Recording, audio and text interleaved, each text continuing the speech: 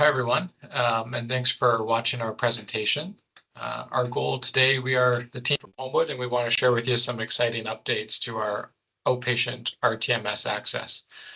Because of a new pilot program through Ontario Health, Homewood's now able to offer rTMS on an outpatient basis at no cost to patients in our region. And our hope is to share with you a bit about this over the next couple minutes. My name is Dr. Ben McCutchen. I'm a psychiatrist and chief of psychiatry at Homewood for the Interventional Psychiatry Service. Hi, everyone. I'm Dr. Christopher Clarkstone, and I'm the rTMS medical lead here at Homewood. Hi, everyone. My name is Letitia McDougall. I'm the Director of Clinical Services and Programs here at Homewood. So Interventional Psychiatry Service, I'm going to zoom out a little bit from rTMS. Essentially, this is a whole new avenue of treating treatment-resistant depression. So typically when we think about the foundations of treating depression, we think about psychotherapy and medications. For people with moderate to severe depression, these are the most typical treatment avenues.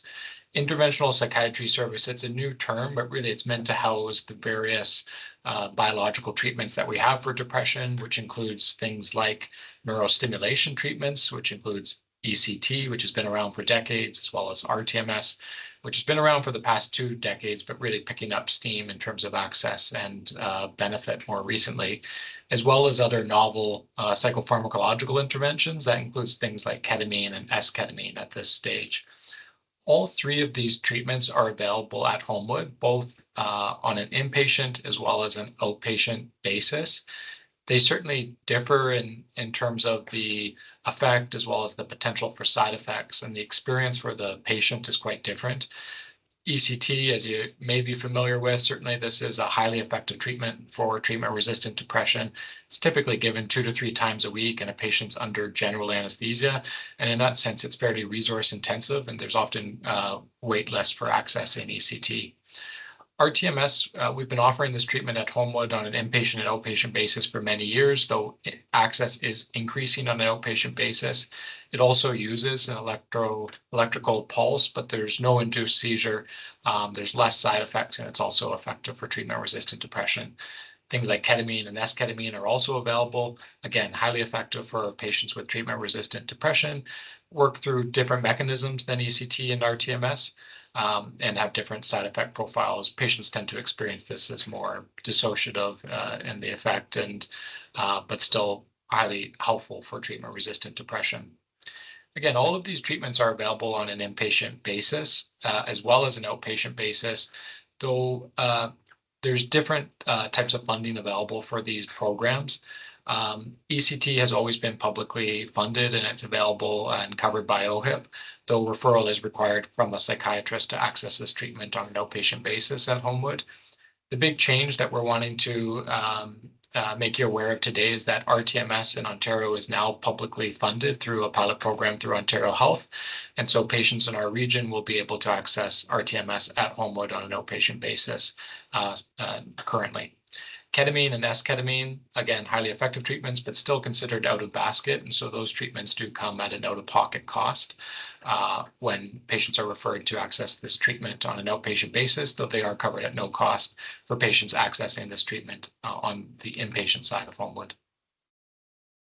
I'll turn it over to Letitia, who will tell you a bit about this new program.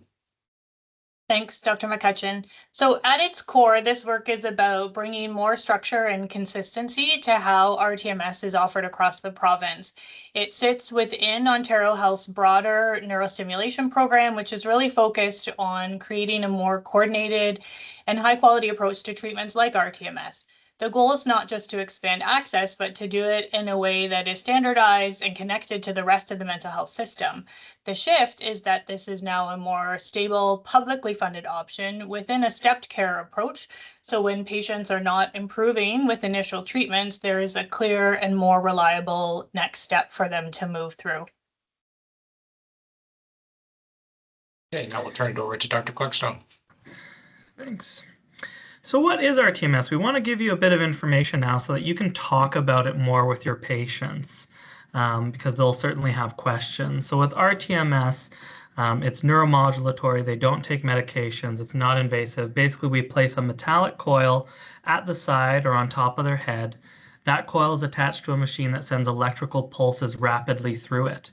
When it does that, it creates a magnetic field. We then point that magnetic field at a specific part of the brain associated with the mental health condition that we're treating, because there are different mental health conditions that this has evidence for. So what is the evidence? What's it look like? So right now, Health Canada and the FDA have approved rTMS for unilateral or unipolar depression, obsessive compulsive disorder, and smoking cessation. Currently at Homewood, we're only offering treatment for unipolar as well as off-label treatment for bipolar depression. However, soon in the coming months, we will be offering treatment for OCD and smoking cessation, so stay tuned for that. When we look at the evidence for unipolar depression, it is good. Again, it's been approved and in Canada for over 20 years, and I think a lot of people don't realize that, as a first-line treatment for treatment-resistant depression. We typically see response rates of 40 to 60%, which means at least a 50% improvement in depression, and we see remission rates of 30 to 40%, meaning at the end of treatment, 30 to 40% of patients no longer meet criteria for their depression. You can stop here in the future if you want and take a closer look at this, but basically what this is comparing is, on the left side, standard antidepressant and psychotherapy treatment for depression. Then in the middle, where you start to see the bars go down, that's where it's when patients have failed an antidepressant, then 2 antidepressants, then 3 antidepressants. And as you can see, response and remission rates get worse and worse with more trials. Then on the far right, we see the response to rTMS, which is much higher in terms of response and remission rates. And the important thing to remember when looking at this is based off of already 2 failed antidepressant trials, because rTMS has been studied in treatment-resistant depression, and the classic definition of treatment-resistant depression is 2 failed antidepressants. So when you compare that 5th group of 2 failures to rTMS monotherapy, you can see why there's this push in the province and outside to have better access to this treatment for individuals that don't respond well to standard treatment. When it comes to bipolar depression, like I said, there's no Health Canada or FDA approval. There is some breakaway device approval, and it's done off-label still, with similar, although slightly lower response and remission rates, around 46% response and around 28% remission. So what are inclusion-exclusion criteria for your patients? So patients do have to be at least 18 years of age. It's not approved for adolescent treatment yet. Looking back at that graph I showed you, with seeing how few people respond after 2 failures or even 1 failure of an antidepressant and how many respond to rTMS, this has led to a change in the criteria to access rTMS for unipolar depression. So it's no longer failure of 2 antidepressants, but it's failure of 1 antidepressant or failure to a full evidence-based course of psychotherapy, allowing patients to access the service more readily and earlier on in their illness course. With bipolar depression still being off-label, the criteria is still the classic definition of treatment-resistant depression, which is 2 failed evidence-based bipolar depression medications, as well as the patient needing to be on a medication with anti-manic effect, because as we'll see, there is a rare risk of converting into mania with this treatment. When we look at exclusion criteria,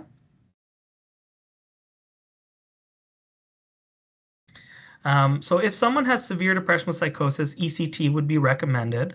Someone with a seizure disorder, or they've had a seizure due to rTMS. And then any implanted devices or metallic devices, right? This is a magnet. There's also electricity involved. So anybody that has metallic plates that are ferromagnetic, aneurysm clips, insulin pumps, pacemakers, those can be or are exclusion criteria. Now, if we can get confirmation that the metal is non-ferromagnetic, and typically if it's MRI safe, it's typically non-ferromagnetic, then we actually can still do treatment. For relative exclusion criteria, these are mainly things that impact the brain and seizures, right? So if you have tumors, strokes, brain bleeds, severe brain injuries, that increases your likelihood of having a seizure.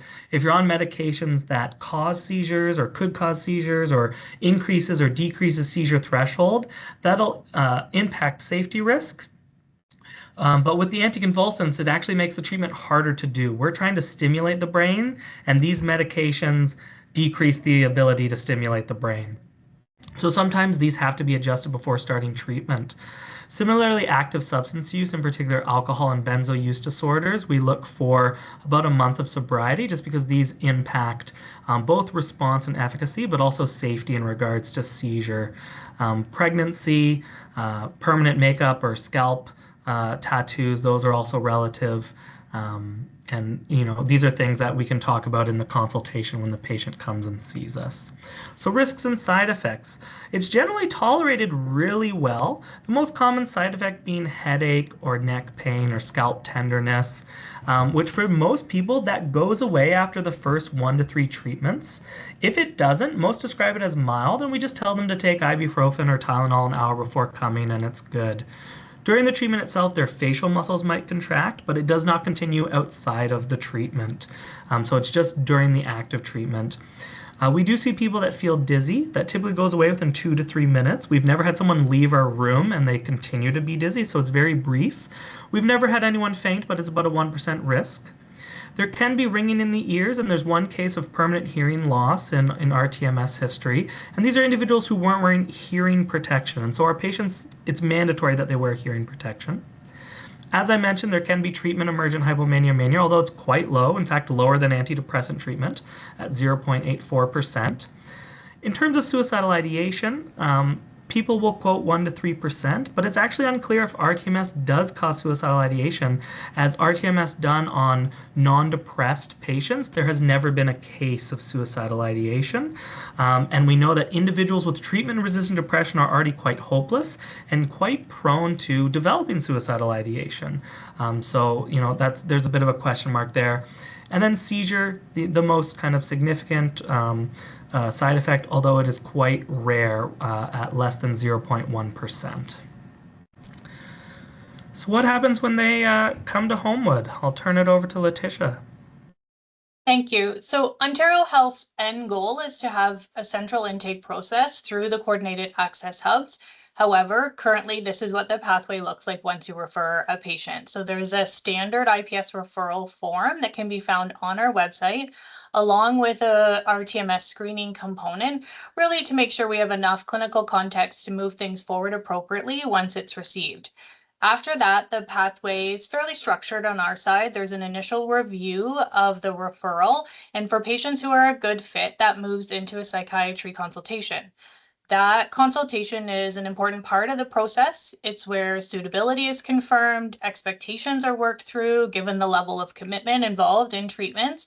And from there, if the patient is appropriate and wants to proceed, we move into booking with clear points where funding and next steps are addressed before anything is scheduled. Yeah, and there are different protocols that we can do, but typically, so you're aware, we are doing a protocol that is only 3 minutes long. So most patients, our outpatients, they come in, they even drive themselves in. They're in an appointment for about 15 to 20 minutes, although we book 30 minutes just in case it goes longer. And they're in and out, and they go on with their day. But like Letitia mentioned, there is a commitment, and that with this provincial funding, the model is a once-a-day treatment for 30 business days. So that's 6 weeks of treatment, which is commitment still. And we give patients 35 business days to complete their 30 treatments as part of our no-show policy. So say they miss a day or two, we can just add on an extra day or two of treatment. But once they've missed more than 5 days, they're going to get what they're going to get because we have other patients waiting to receive treatment, and we need to get them in as well. During the treatment, it's a shared care model. So our psychiatrists are seeing them in the context of rTMS. It's still important that they continue to meet with you, their therapist, if they have an outpatient psychiatrist in regards to psychotherapy, medication changes. In general, we ask you to try and limit medication changes. Again, medications that reduce seizure threshold, will increase the risk of seizure. Medications that increase seizure threshold or decrease brain stimulation may make the treatment less effective. So we do try to ask not to make too many changes. If you have any questions ever about medication changes while you have a patient doing rTMS, just reach out and I can answer that question for you. And then after treatment, if someone responds, there is no rTMS maintenance right now. However, as part of the provincial program, if they responded to treatment and at least 4 months later they have a worsening in their mood, OHIP will cover again a full treatment. If the patient doesn't respond, as part of the discharge summary that we send out with all of our patients, there will be recommendations there, which may be medication or psychotherapy recommendations. They may include an internal referral to our ECT service or recommendation for ECT in the region where they live. And so, we do try and provide that at the end of treatment. Great. That wraps up our presentation. We look forward to receiving your referrals and hope that this is beneficial for your patients with treatment-resistant depression. Please reach out if you have any questions. Thank you.